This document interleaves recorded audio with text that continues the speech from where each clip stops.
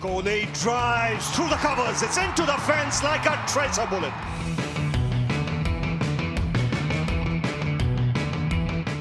रवि शास्त्री मेरे हिसाब से एक महान क्रिकेटर नहीं है, वो एक महान कैरेक्टर है, किरदार है। और चाहे आप फिल्मों में देख लीजिए या स्पोर्ट्स में देख लीजिए, कुछ ऐसे किरदार होते हैं जो मशहूर हो जाते हैं अपने लेवल पे, अपने बलबूते पे। और वो इसलिए हुआ क्योंकि रवि शास्त्री का जब आप क्रिकेट करियर देखेंगे, हालांकि 80 टेस्ट उन्होंने खेले और 4000 रन से कम बनाए, कुछ 11 शतक के आसपास भी उन्होंने बनाए, लेकिन उनके रन से ज़्यादा उनकी जो पर्सनालिटी थी फील्ड पे वो मशहूर थी। क्योंकि वो कभी भी किसी से भिड़ने में झिझकते नहीं थे, वो अपनी टीम को बैक करते थे। एक ऐसे कप्तान थे रणजी ट्रॉफ़ी के लेवल पे, और इंडिया के लिए जब भी उनको मौके दिए गए कि अब भी कुछ यंग प्लेयर्स हैं, खिलाड़ी हैं जो रवि को बहुत मानते हैं। उनका कहना है कि वो एक दमदार कप्तान था। क्योंकि कप्तान वो होता है जो जब चीज़ें ठीक नहीं जाती हैं तो वो अपने मेटाफोरिकली सही सीने पे गोली खाता है। रवि शास्त्री वो इंसान है, और इसीलिए वो अब भी उसके जो गेम के बारे में डिस्कशंस होती हैं, ख़ास तौर से चैम्पियन ऑफ चैम्पियंस के जो उसको खिताब मिली थी और ऑस्ट्रेलिया में जो उसको ऑडी मिली थी, वो अब भी उसको लेके इतना डिस्कशन होता है। लेकिन पूरे अगर आप उसके प्लेइंग करियर को देखें, कई और प्लेयर्स हैं जो उनसे कहीं ज़्यादा बेहतर रहे होंगे, लेकिन रवि शास्त्री एक किरदार है। ज़रूरी नहीं है, एक अच्छा कैप्टन बनने के लिए लीडरशिप क्वालिटीज़ चाहिए जो रवि में है। और वो क्या है, वो ये हैं कि जब भी वो खेलते थे कितना वो अग्रेसिव हो सकते हैं फील्ड पोजीशनिंग में, कैसे वो अपने बॉलर्स को मैनेज करते हैं, कैसे वो अपने टीम को ब्रीफ करते हैं कि इस तरीके से इस माहौल में या इस दौरान खेलना चाहिए। जब प्रेस कॉन्फ्रेंसेस होती हैं, जो अच्छा कप्तान होता है वो कभी अपने बाकी प्लेयर्स को ब्लेम नहीं करता है। जो लोग दबते हैं, जिनकी रीढ़ की हड्डी मजबूत नहीं होती, अपनी नौकरी बचाते हैं, हमेशा कहेंगे our bowlers had a bad day और our batsman didn't do good. जो बढ़िया कप्तान होता है, जिसमें दम है, जैसे स्टीव वॉ है, हमेशा वो लोग अपने ऊपर लेते थे। उनको ये नहीं था कि जहाँ हारे तो बाकी लोगों को ब्लेम करो।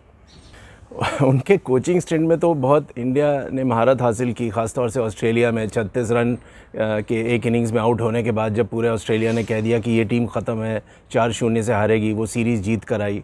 और ये चमत्कार हुआ काफ़ी हद तक प्लेयर्स की वजह से भी। लेकिन एज अ कोच, मेरे हिसाब से कोच से ज़्यादा वो चीयर लीडर हैं। वो जब भी अपनी टीम को बकअप करना होता है, वो उसी हिसाब से बात करते हैं, उसी हिसाब से वो जब प्रेस में उन्होंने बातचीत की, वो कभी हार मानने वाला इंसान नहीं है। हमेशा बोलता था कि नहीं, ये टीम बाउंस बैक करेगी, होता है कभी, और हमें आगे देखना चाहिए, हमें परेशान नहीं होना चाहिए। So as a coach I felt he was more of a cheerleader, but a brilliant cheerleader according to me. And जहाँ तक कोच की स्ट्रैटेजी है या स्किल्स हैं, उसको लेके उनका मजाक भी उड़ाया जाता था कि बीच में वो सो जाते थे और वो पूरे दिन लास्ट करना उनको मुश्किल होता था। लेकिन जब आप उनका कोचिंग रिकॉर्ड देखेंगे तो बहुत ही इम्प्रेसिव है। टेक्निकली तो वो साउंड रही है, क्योंकि जो इंसान 80 टेस्ट इंडिया के लिए खेला है, तो चाहे आप टेक्निक ले लीजिए, स्ट्रैटेजी ले लीजिए, उन चीज़ों में उसको महारत होती है, अंडरस्टैंडिंग होती है। बट सबसे इम्पॉर्टेंट होता है मैनेजमेंट, प्लेयर मैनेजमेंट, जिसमें मुझे लगा कि रवि कई और कोचेस से कहीं ज़्यादा बेहतर रहा टू मैनेज द प्लेयर्स। क्योंकि उस लेवल पे जब टीम इंडिया के लिए कोई खेल रहा है, तो चाहे बैटिंग ले लीजिए, बॉलिंग ले लीजिए, तो वो उसको ऑलरेडी पता है क्या करना है, उसकी अपनी बहुत ही ऊंची स्किल सेट है।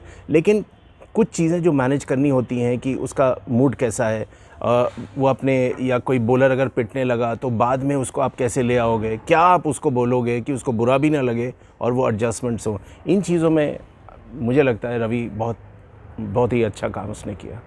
कमेंटेटर बनने के बाद उनकी तारीफ़ भी हुई, मजाक भी उड़ाया गया। उनका वो comment is the ball has gone like a tracer bullet, वो एक क्लीशे बन गया है, वो मीम्स बने, उस पर बहुत मजाक उड़ाया गया कि रह कि ball has gone like a tracer bullet. Kohli drives through the covers. It's into the fence like a tracer bullet. बहुत कम कमेंटेटर्स हैं, जैसे रिची बेनो थे, अभी भी उनको खुदा माना जाता है कमेंट्री के। तो जो बढ़िया कमेंटेटर होता है, they add to the game. बाकी तो आप देख ही रहे हैं कि कौन कैसे मार रहा है, कौन कैसे बॉलिंग कर रहा है, लेकिन माइंडसेट क्या है, वो स्ट्रैटेजी क्या है, वो फील्ड प्लेसिंग क्या दर्शाता है, ये एक अच्छे कमेंटेटर का रोल है। जो बहुत कम कमेंटेटर्स हैं, जो मैं देखता रहता हूँ, क्रिकेट को बहुत क्लोजली फॉलो करता हूँ, जो उस लेवल पे जाते हैं। रवि की ने जब आगमन किया अपने कॉम बॉक्स में, तो उसने 2-3 चीज़ें की। एक तो वो खुल के बोलते थे, वो किसी से दबते नहीं थे, जो दिल में है, दिमाग में है, वो उनके ज़ुबान पे होती थी। डिप्लोमैटिक बहुत कम थे। बाकी चाहे सुनील गावस्कर को ले लीजिए या संजय मांजरेकर को ले लीजिए, जो मेरे हिसाब से बहुत ही पुअर कमेंटेटर है, लेकिन ये लोग बहुत ज़्यादा डिप्लोमेसी में फंस जाते हैं। किसी को क्रिटिसाइज़ करना हो, बड़ा प्लेयर हो तो कोई कुछ कहना नहीं चाहता, वो रवि में नहीं था। और एज ए कमेंटेटर जब कॉम बॉक्स में कुछ फॉरेन प्लेयर्स भी होते थे जो साथ बोल रहे हैं, जैसे नासिर हुसैन के साथ उनका झगड़ा डीआरएस को लेके बड़ा मशहूर हुआ, तो न नासिर हुसैन दबे न रवि शास्त्री दबे, आपस में उनकी दोस्ती बरकरार रही। लेकिन उस वक्त जो भिड़ंत हुई कमेंट्री बॉक्स में, वो मशहूर है। वो इसलिए है क्योंकि रवि ने बैक डाउन नहीं किया अपने पॉइंट ऑफ व्यू से, और ये एक बहुत अहम बात है।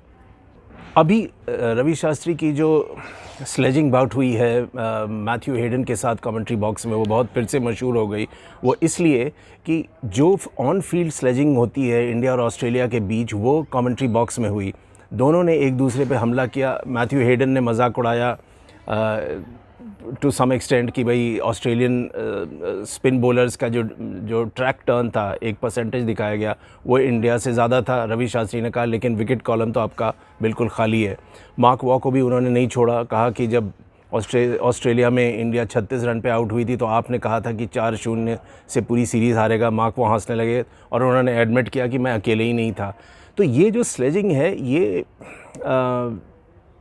सुनने में मज़ा आता है, देखने में मज़ा आता है लोगों को, और इससे एक जैसे गेम आगे बढ़ता रहता है तो उसमें एक ह्यूमर होता है, एक लोगों को एक नाटकीय मोड़ नज़र आता है। तो मेरे हिसाब से वो बहुत अहम है। और रवि के साथ ये देखा गया है कि जब भी वो कमेंट्री बॉक्स में होते हैं, it is never a boring time.